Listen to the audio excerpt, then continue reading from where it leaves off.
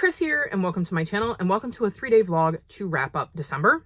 So it's actually almost 5 o'clock in the evening on the 29th. I'm a little bit behind. I had a pay-per-view yesterday, so I did not feel like filming for my wrap up for my vlog last week after the pay-per-view was done. And then this morning, things have been a little bit chaotic, so this was the first chance I got to sit down and film. So I just wrapped up last week's vlog, and now I'm here to tell you about this week's. So I'm currently in the middle of To Kill a Mockingbird and Malice. Hopefully we'll finish both of these this week. I have to finish this one because it's the last book on my Phase 10 TBR. And then the other books I'm hoping to get to are The Last Curtain Call and A Ghostly Light. They actually go in this order. These are the two most recent books in the, Haunted Home Renovation Mystery Series. I want to read volume 12 of Spy Family.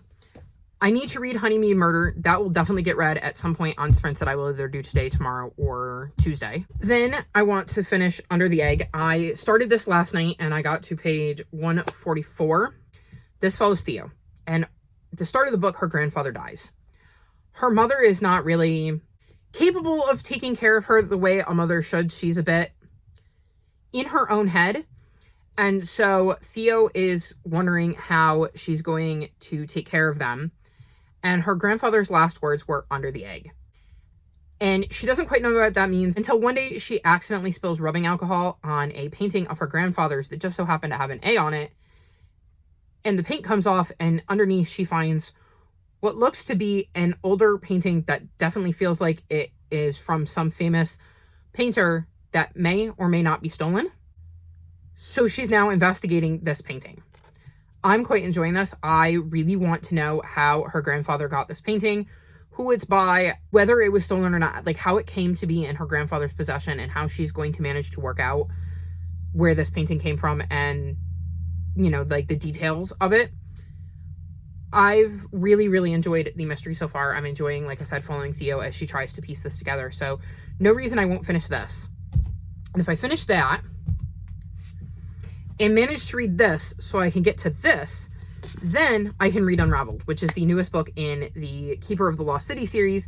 And the reason I say that is because these two are my last two books for the Reindeer Readathon TBR, and then you can redo any prompt you want for slaying it, and I had picked Unraveled. So I can't read that until I read those because I want to make those a priority for my team points. So we're going to see. These are a lot of pages to read in 3 days. Like a lot of pages, but we're going to give it a go and we're going to see how I can do. But that's my plan for the last 3 days of the month.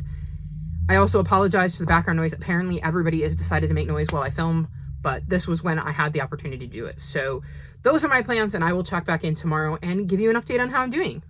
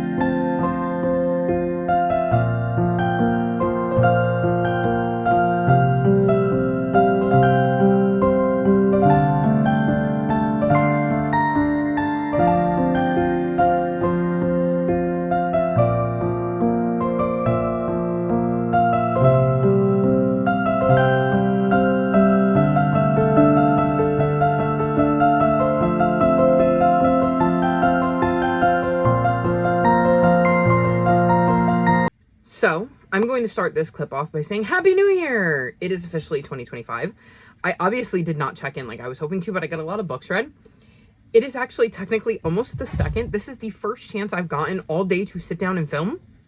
Last night, it was kind of noisy, so after midnight, I didn't want to wrap this vlog up.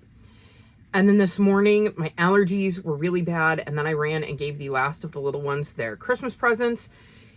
And by the time I got back from that, it was drained, so I took a nap, and then it was time to get up for, like, you know, dinner and Dynamite, and yeah, so I'm finally sitting down to update you on what I finished in 2024. And believe me, I finished quite a bit. So first up, I'm going to mention I finished Under the Egg. I gave this 4 stars. This is a middle grade mystery. And we're following Theo, who is trying to figure out the meaning of her grandfather's final words and ends up finding out that he had hidden a painting behind a painting. And she feels like this painting could be really valuable, but he's trying to figure out how he got it in the first place. I had fun with this. I liked trying to puzzle out the mystery with Theo. I liked learning more about this painting and art in general. Like, this has a lot of really interesting tidbits about art interspersed throughout the book. I liked the people Theo turned to for help trying to puzzle out this mystery. I just had a fun time with this, and it really drew me in and was engaging. And it wasn't a book I had planned to read to end 2024, but I'm not disappointed that I did end up reading it. Then I'm going to mention I read Spy Family Volume 12, and I gave this 4.5 stars. So this one was fun. If you don't know, in this series, we're following Twilight, who is undercover pretending to be a man named Lloyd, and he's trying to get close to a man who is threatening to disrupt the peace between the West and East, and Twilight is a spy. And so he goes undercover and adopts a girl from an orphanage to pretend to be his daughter. And Anya is a telepath unbeknownst to Twilight. And then he ropes this woman named Yor in to pretending to be his wife and Anya's mom, though she thinks Anya is actually Twilight's daughter. And the reason he needs this is because the only place this man is easily accessible is through his son's school. So he needs to have a family to infiltrate the school. And what he doesn't know about his new wife is that she's an assassin. So you've got Twilight, who's a spy, Anya, who's a telepath, and Yor, who is an assassin. And the only one who knows everything that's going on is Anya. And it's led to a lot of hilarious situations throughout the series. And I feel like this one has a nice little mixture of background plot while also furthering the main plot. And not too much downtime. And it ends on a giant cliffhanger. So I'm really glad that Volume 13 comes out in January, because, like, I need it, like, yesterday. But it didn't quite have that thing that makes these 5 stars. But I still had a really enjoyable time with this one. And I'm still really enjoying the series, and I'm very curious to see where the cliffhanger is going. Then I caught up on a series. Always a good way to end the year, by reading A Ghostly Light and The Last Curtain Call. Both of these got 4.25 stars. These are mysteries in the Haunted Home renovation series, and this follows Mel, who is a carpenter who has gotten divorced and ends up moving back home with her dad. They've also recently lost their mom, so her dad is struggling, and she kind of takes over running his construction business. And they renovate all these old homes, and she ends up finding out in the first book that she has the ability to see and communicate with ghosts, which when you're working on older buildings, you're probably going to run into, and it always somehow ties into a body that she has found.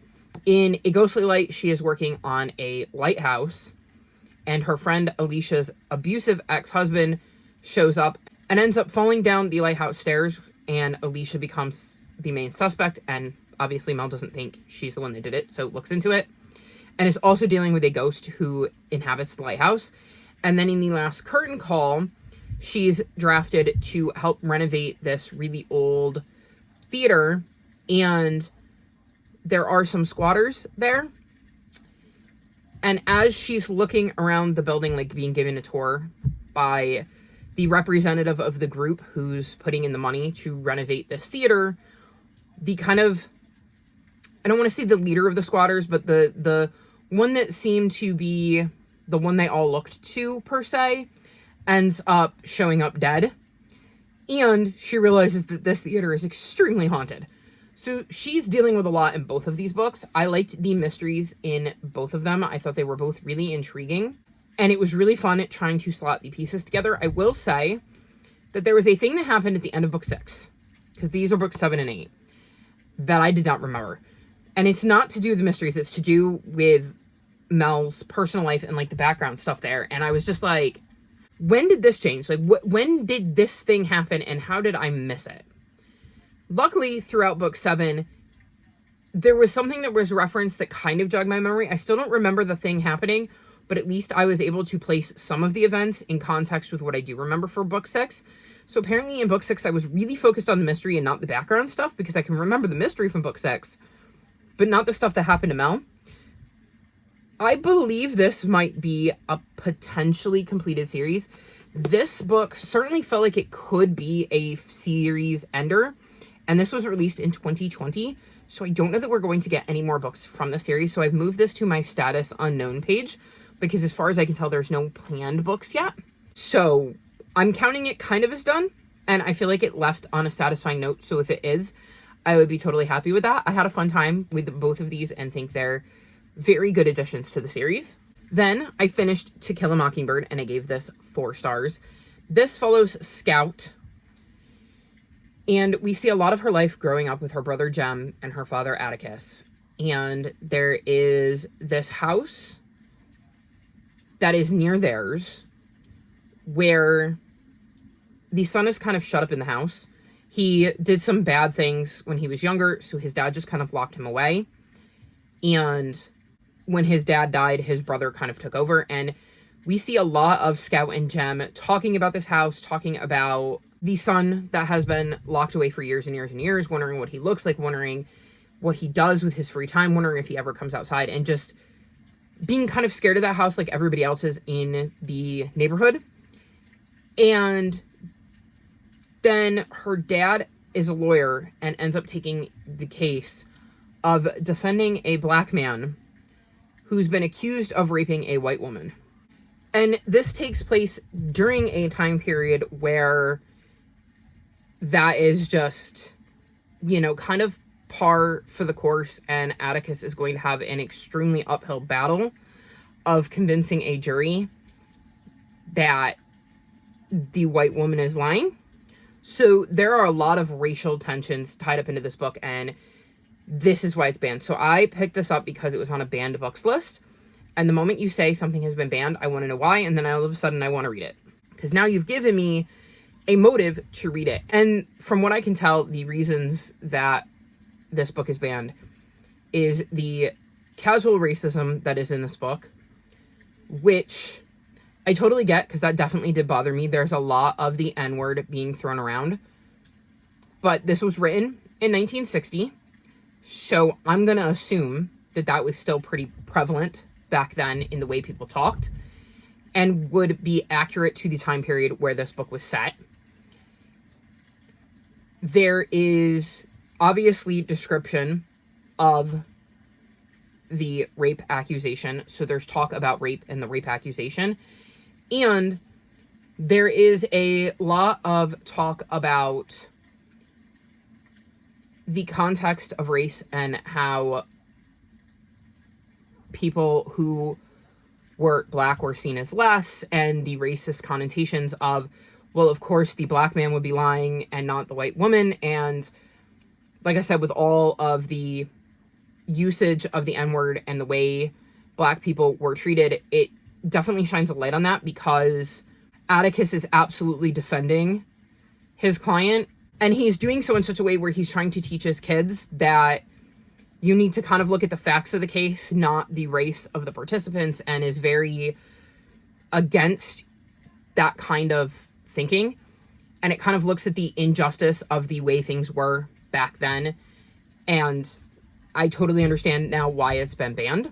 I think this has a lot of very important issues to tackle. I definitely think it's an important book to put in the hands of teenagers. I don't think this is appropriate for middle graders, but definitely teenagers, definitely older teenagers. So I definitely think this is a perfectly fine book for older teenagers. And I think it definitely opens up some discussions. It started off a bit slow, but I got attached to the characters and wanted to know why the things that were happening, like, why are we following these characters? What is the point of the story, and how is it all going to tie together? And I thought that Harper Lee did a brilliant job of making everything by the end make sense of why we were following these particular characters in this particular story, as opposed to other people who were also involved in this case. And it was just so intriguing that it kept me invested. And I think it would have gotten a higher rating if it hadn't started out just that tad slow. So I absolutely think this should be required reading. It's a brilliant book, and I 100% don't think it should be banned because I think it opens up a lot of discussions and makes people think. But I also understand why it is banned, because there are outspoken people who don't want to shine a light on that and would like to keep the skeletons that we have in our closet in our closets. So, yeah, definitely enjoyed my time with this. Really, really glad I ended up picking it up because I can now say that I've read it and understand why it's been banned and have discussions about it that I couldn't have before. So really glad I ended up picking this one up in the end. Then I read my other Queer Book Club pick, Honeymead Murder, and I gave this 4.25 stars. So this follows Murphy and George. And Murphy runs a, like, brewery that, like, serves drinks but also makes its own product. And he uses honey from George's bees. And George is autistic, and we get scenes from both of their points of view, and Murphy is doing this, like, I think it's like ale tasting at his brewery, and somebody ends up dead, and he and George end up looking into it because obviously it happened on his premises, and he's involved in that because of the location, even though we know he didn't do it. And they both have crushes on each other. So we also get to see their relationship kind of develop throughout the story. And I just had a really good time with this. I love the way Dalia Donovan writes her characters and her relationships, whether they be romantic or platonic, because they're just so much fun. And I love the dynamics she is able to bring out. I love the way she writes neurodiversity and getting to see that in a book and see people who are super supportive of whatever it is the neurodiverse person needs. It's just so nice to see that represented on page, both from the perspective of somebody who is not neurodivergent trying to support somebody who is, and the person who is neurodivergent receiving that support and how that makes them feel. So I love her writing and will continue to read her books. I thought the mystery was fun. I liked following it along and trying to puzzle out who had the motive, means, and opportunity to kill this individual at Murphy's brewery. As you can see, we also have a Cielo. And it was just a really fun little mystery, and I will definitely continue on with this series and continue to read stuff by Dalia Donovan because, like I said, I have a fun time with it. Then I finished my reread of Malice, and I gave this 4.5 stars, which is a 1/4 star higher than I gave it the first time around. And I think that's because I was in a much better headspace to read this, and I think the first time I read it, a little maybe burnt out on adult fantasy. Like, I think I was trying to read too many too quickly, and I was still relatively new to reading adult fantasy, and I have forgotten how much fun this story is and how well fleshed out the characters are. We have a lot of different POVs in this, and I think they're all integral to the plot in some way or another, and they feel important, and like they were written in there for a reason. And this takes place in the Banished Lands, and there's a lot of political maneuvering happening in the Banished Lands to start this book. And like I said, we follow various individuals from all across the Banished Lands, which I think really enriches the story. We have like a map, and like we do see people from all over during this.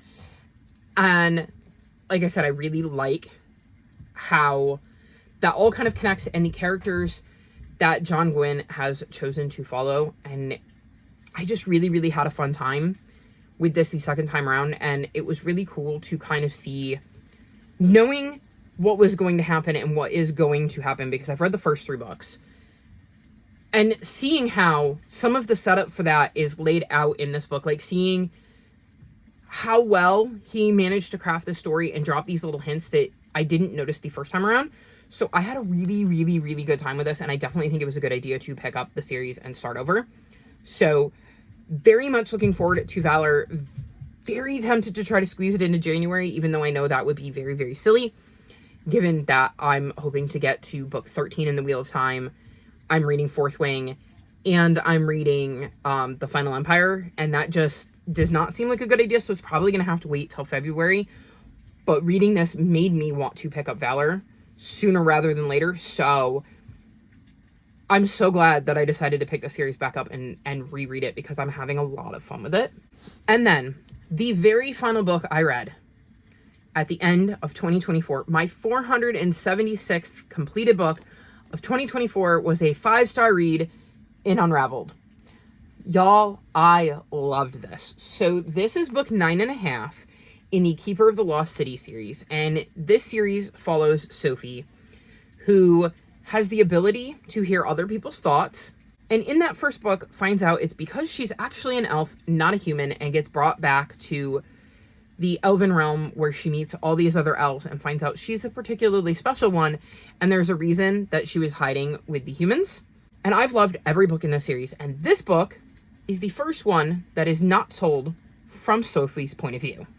I just adored it.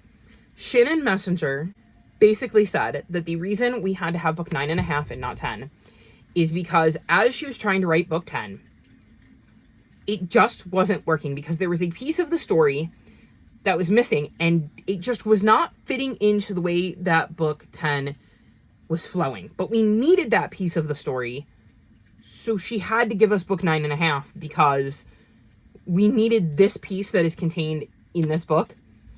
And I have some ideas as to what that piece could be, because there's definitely a lot that happens in this book, and basically we're seeing things from the point of view of a character that is not present in book 9. And we find out what is going on with them while Sophie is doing what Sophie is doing in book 9. So there's a lot that happens to this character while they're not present with Sophie, and it is super intriguing to see all of those things. And I loved it so incredibly much. I had so much fun going on this journey with this character. I feel like I know them a lot better having been in their head now. And like I said, I'm very curious as to which of the things we found out while being with this character are the things or pieces, like, is it everything we found out, or is there a specific piece that we found out during this character's journey that's going to be the important bit? Like, I'm chomping at the bit for book 10, because I want to know how this and the things we found out in this play into book 10 and what is going on there and why we needed this book so bad. And I'm hoping, if nothing else, Shannon Messenger will tell us after book 10 comes out what the piece was that wasn't fitting, that required this book. It also has a bonus chapter, which I thought originally might have been the Barnes & Noble exclusive thing, but it's in every single book. And, oh, if you were a Keepers fan, that chapter, man, it is the best possible chapter she could have given us in this book. So I loved everything about this book, and what a way to end 2024 with a 5-star read. So that is the end of my 2024. I went out on a high note, y'all, and I'm so happy about that. I wanted to read that book pretty much every day in December, but because of the Reindeer Readathon, it worked out that I could not read that because I was using it for Slaying It, so I had to get through all of my other prompts, and I didn't do that until I read The Last Curtain Call, and I read that the same day I read Unraveled, so there was, like, no time for me to read it any sooner, and I'm actually really glad it kind of worked out that way. I will say, because I was reading and sprinting, I did not realize that my points needed to be submitted by midnight, so I missed out on a bunch of points for the Reindeer Readathon because I thought I would have today to submit them, and I obviously didn't, so oops. But, like I said, it was totally worth it because I had a lot of fun cramming in those last-minute reads. I read all of Unraveled and Honey Me Murder on sprints yesterday, and I managed to read a good chunk of The Last Curtain Call, but I read all of The Last Curtain Call on the 31st because I had read some of that before bed, and I had finished up To Kill a Mockingbird. So I crammed a lot into those last 3 days of reading, and I believe I read like 49 books in December, despite the fact that I posted a video every day between like the 10th and the 29th. And I captioned a bunch of them, and there was just a lot of information that was regarding all of them, and I don't know how I did it, but that was my best reading month all year.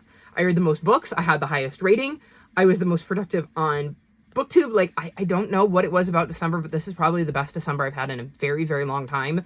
And not just reading-wise, but, like, mentally. I think it's because you all hung out with me, and you were so encouraging, and I just hope we can keep that going into 2025. So yeah, that's the end of my 2024. What was the last book you finished in 2024? Let me know in the comment section below. All of my social media is linked in the description below if you'd like to come chat with me. If you've made it this far in the video, leave me some sort of celebratory emoji in honor of the new year. Like this video and subscribe to my channel, and I'll talk to you next time. Bye!